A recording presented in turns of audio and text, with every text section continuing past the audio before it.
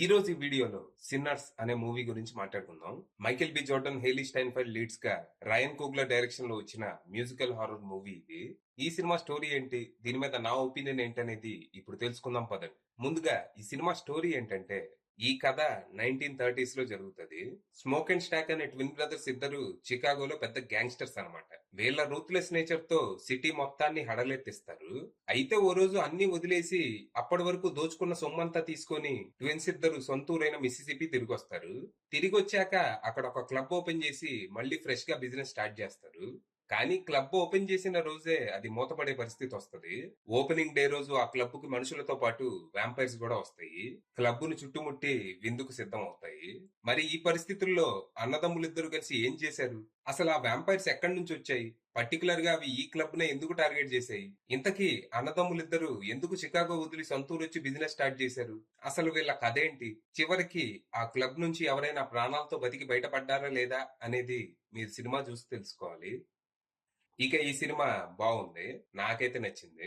Recent time లో నేను చూసిన బెస్ట్ హారర్ మూవీ ఇది. రాయన్ కుగ్లర్ క్రియేట్ చేసిన వరల్డ్ గానీ క్యారెక్టర్స్ కానీ డెలిషియస్ ఉన్నాయి. యాక్చువల్ గా ఇది కొంచెం రిస్కీ హారర్ మూవీ.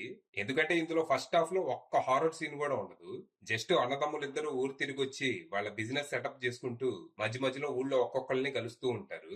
ఇదే ఫస్ట్ హాఫ్. కానీ పరిచయం అయ్యే ప్రతి క్యారెక్టర్ ఇంట్రెస్టింగ్ గా ఉండటం, విజువల్స్ అద్దిరిపోవటం, మ్యూజిక్ వినసొంపుగా ఉండటంతో మనం ఆ వరల్డ్ లో లీనం అయిపోతాం. ఇందులో పాటలు కూడా భలే ఉన్నాయి అసలు. అలా ఫస్ట్ హాఫ్ మొత్తాన్ని వరల్డ్ ఎస్టాబ్లిష్మెంట్ గే వాడుకున్నారు.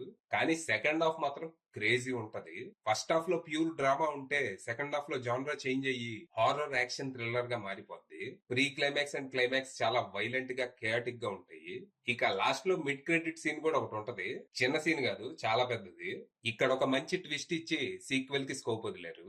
ఇక స్మోక్ అండ్ స్టాక్ గా మైకేల్ బి జోర్డన్ అద్దరు కొట్టేశాడు. ఏ దశలో కూడా రెండు క్యారెక్టర్స్ ఒకళ్ళే ప్లే చేస్తున్నారని మనకు అనిపించదు. భలే వేరియేషన్ చూపించాడు. ఇక హైలీ స్టైన్ఫెల్డ్ కూడా మంచి రోలే దక్కింది. తను కూడా తన సెడక్టివ్ పర్ఫార్మెన్స్ తో పిచ్చెక్కిచ్చింది. అలా ఎందుకంటున్నానో మీరు సినిమాలోనే చూడాలి. అలాగే సినిమాలో మిగిలిన ఆర్టిస్టులు కూడా తమ 100% ఇచ్చారు. ఇక డైరెక్టర్ రైన్ కుగ్లర్ విషయానికి వస్తే తన పనితనం అద్భుతంగా ఉంది. ఒక విజనరీ డైరెక్టర్ హారర్ సినిమా తీస్తే ఎలా ఉంటుందో చూపించాడు. మన దగ్గర రాజమౌళి హారర్ సినిమా తీస్తే ఎలా ఉంటుందో ఊహించుకోండి. అలాంటిదే ఇది. ఫైనల్ గా చెప్పేది ఏంటంటే, ఇట్స్ ఎ మస్ట్ వాచ్. అది విషయం.